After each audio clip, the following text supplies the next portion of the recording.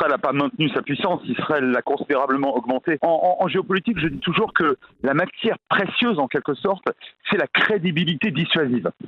Alors, après le 7 octobre, il y avait pour Israël une nécessité, j'allais presque dire, existentielle, d'un point de vue politique et militaire, de démontrer que ça coûterait beaucoup plus cher dorénavant à n'importe quel adversaire d'ailleurs, de perpétrer ce type d'attaque et en l'occurrence de pogrom, que de ne pas le faire. Et regardez ce qui s'est passé depuis début septembre 2024, très objectivement.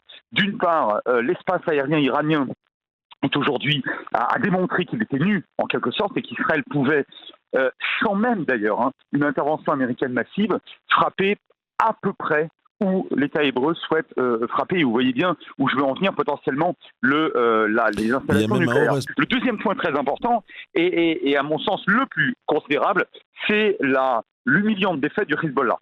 Autant les renseignements ont échoué, mais parce qu'il n'y avait pas suffisamment, les années qui ont précédé le 7 octobre, de missions, de budget et de personnel pour surveiller le Hamas à Gaza, autant, et là personne ne peut me contredire de ce point de vue-là, autant il y a eu une réussite totale et massive, assez stupéfiante, y compris d'ailleurs au regard de services de renseignement et d'armées à l'étranger que je fréquente assidûment, y compris en France. Ils considèrent que ce qui a été fait, que la victoire israélienne contre le Hezbollah est à peu près unique dans les annales récentes des guerres qu'on appelle asymétriques, entre les États et les infra-États.